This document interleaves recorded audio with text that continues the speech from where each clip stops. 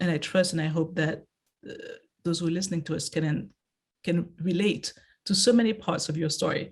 Of course, the part about being a Panther and being at Georgia State, but also the part about wondering what your career will be like, or perhaps making a complete career pivot. Perhaps what they studied is not what they're going to do now that they've graduated, or vice versa. And I love your example that you did not actually start out in tech. You decided to pivot into tech and learned how to code and look at the career that you have now. Um, so it sounds like women who code grew up at the same time as your career did. And so can you share a little bit about what specific problem it was created to solve for women in tech, and how your experience sort of how its solution is woven for with your experience of what it's like for women to lead and to thrive in the tech world? Yeah, so when it first came about, it was a community group, and it was a space for smart women to go and learn, to increase their technical skills, to connect with one another, to be reminded that we all belong. What it was like in the Bay Area at the time is you would go into a tech event and women were probably fewer than 10%. There might be a couple of other women there. Most would be asked, "Oh, are you someone's girlfriend or partner?" and be assumed to not be technical. So we were part of this amazing community, and you would go and be reminded you weren't alone. You absolutely belong. There were so many brilliant women in the industry. And what was happening around the time as we were getting started is the world started talking about teaching women to code and teaching girls to code. And we were in the industry, and one of the things that you were already coming up against is this this bias that you weren't as experienced as you actually were actually non-technical. And so this amazing conversation that was happening in the media was actually a threat to the women in the industry. And so it hit me that we actually need to be elevating the needs and the women in the industry alongside this amazing conversation about teaching women to code and teaching girls to code and getting people into the industry, because we can't just feed people into an industry that's broken for them. And when I say broken, around the 10-year mark in the United States, you'll see about 50% of women leaving the tech industry, and that's higher than other STEM areas. This doesn't make sense. If you look at any top 10 jobs list, 3, 4, 5 of them are going to be related to software engineering. And so it's actually, by all other measures, the industry that women actually should be thriving in, that they should be more likely to stay in compared to other industries. And so what was broken there? And that's what we decided to hone in on. And one of those things is, it sounds small, but it's a sense of belonging.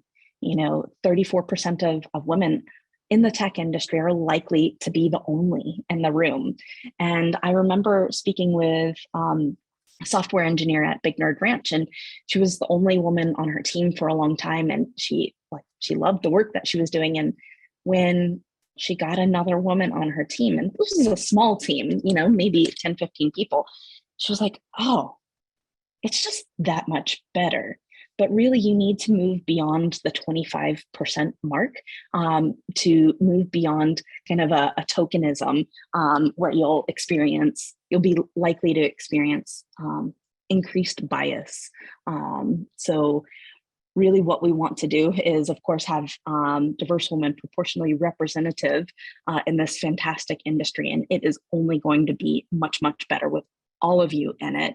And as we see more women entering and succeeding in the industry, but making sure that you do belong. So when you're in a work environment that doesn't feel like the perfect fit for you, you're reminded, there's other opportunities out there. It's not me. You don't start to internalize it.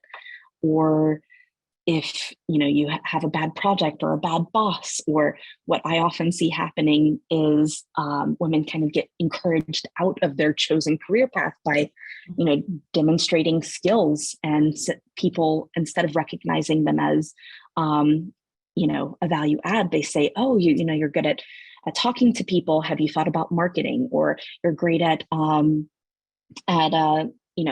working with people and bringing them onto the team, have you thought about recruiting? And that is something that their male counterparts, or our male counterparts, never hear. You hear, oh, you clearly are demonstrating leadership skills. So what women should be hearing when they are demonstrating these additional skills is, we should be paying you more. We should be working harder to retain you. We should be thinking about what your path to leadership looks like. And, being reminded of that is actually really important, because you might think, if someone says over and over again, oh, you'd be really good at this, you might end up taking that path, and that might not be your chosen or path with most potential. So thank you, Elena. This is so great that you would say that. And I'm noticing we have a couple comments in the chat. So Yiling is saying, well, she's talking about sort of technical skill set, and even Jania is saying, well, how long did it take you to learn how to code and transition your career, which is an essential part of that transition to tech. But what I'm hearing you say is that women who code is actually a much more encompassing solution, and that it also provides other forms of development, so that you have a well-rounded career that is better positioned for leadership and for growth. And then when you answer that, I'd like you to say a little bit more about what's the cost of that transition out of core tech for women, because I think you shared once a number, a very specific number, the opportunity cost of not remaining in those tech careers. Yeah. So what you're referring to right now, and just think about this, for every woman that we can keep on her chosen career path, every woman who we can create a sense of belonging, to stay in the industry, it actually represents a $1.7 million increase in lifetime earnings for that individual. And that is funds that goes back into her family's wealth, her community's wealth. And so it's so critical to be not diverting, talented, diverse women from this high potential career path. So again, I think this is, I put in the chat again for emphasis, because when you shared that number, I was thinking 1.7 million. I wish, again, they were aware of that information when they're given this alternate path, because that might change the decision that they're going to make. And so while you're sharing this part, I love what you said about this goes beyond having them in tech, but it's about having them continue to be in tech, create a sense of belonging, thrive. And what I'm hearing you say is that you're going, I see others are still stuck with me on the 1.7 million. Yes, I heard this before, so I had time to adjust, but yes. So I would like you to speak a little bit more about what it looks like when you begin to move from just, quote unquote, problem solving, but to sort of creating a possibility for the future. So what becomes possible as more women experience a sense of belonging and are able to thrive in the tech world? Yeah. So right now, it's more critical, in my opinion, than ever. This is a time where all industries are transforming to being technology industries. That means if your interest is media, if it's finance, if it's healthcare, if it's fashion, if it's education, shipping, anything, agriculture, all of these industries are now technology industries, which means everyone here today, and I know that you are all high potential because you're here during your lunch, investing in yourself. All of you, no matter what path to leadership you're planning to take, are going to be running and leading a technology organization, even if you're not in a technical role.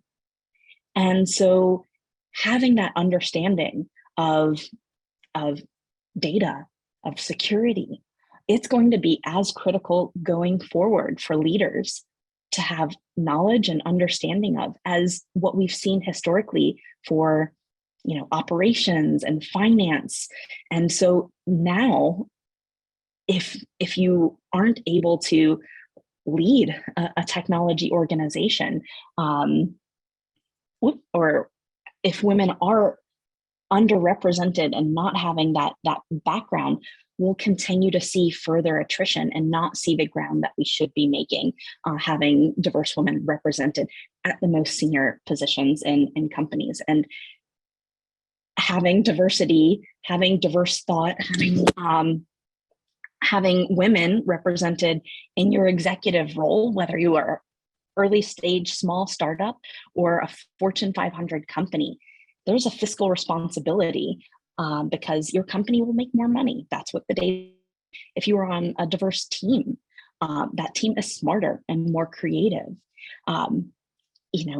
We are dramatically underrepresented in the number of software engineers to meet current market needs, and so we can't afford to not include anyone who is choosing this career path.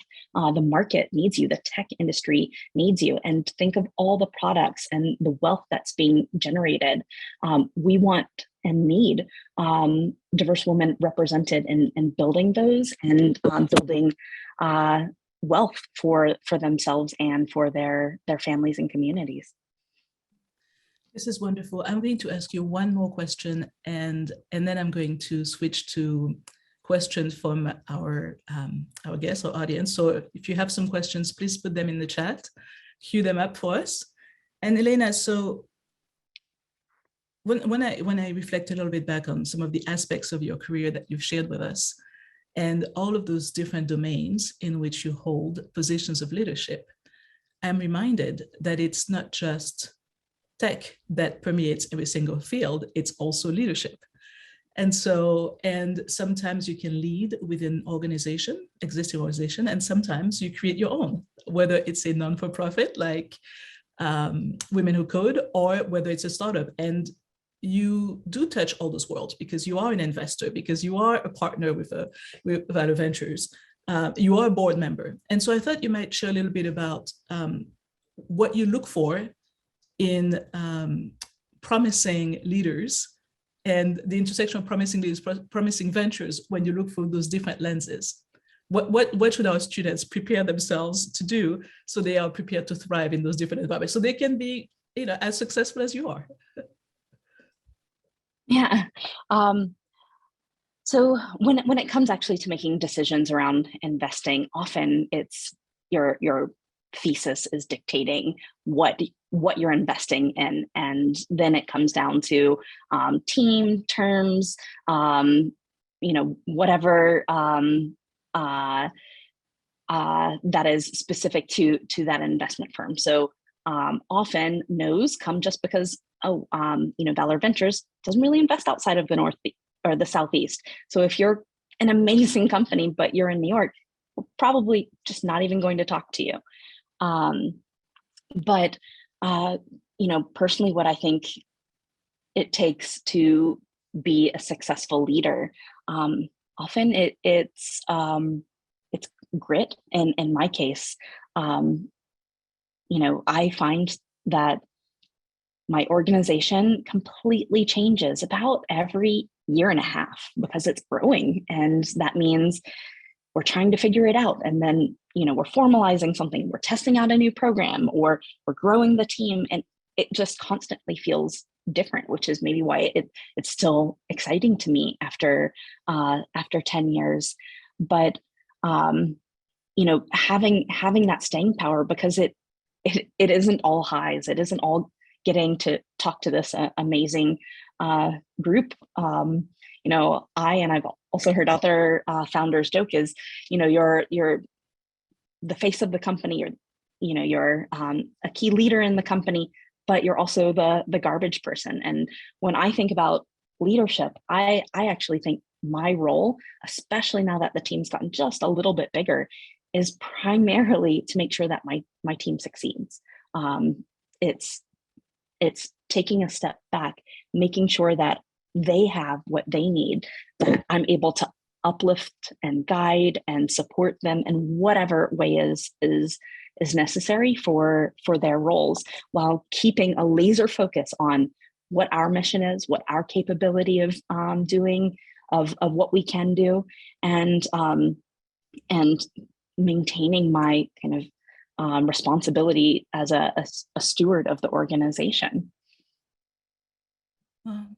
Thank you for saying this. I guess what I'm hearing you say is that as you plan to lead an organization at scale, one of the ways in which you succeed in doing this is actually your leadership skills. So you really have to go beyond your technical skills per se, your software engineering skills, and make sure that you also have those leadership skills to be able to create an environment in which others can be successful so that your organization can grow and thrive. Which brings us all the way full circle back to Women Lead, and all the way full circle back to entrepreneurship.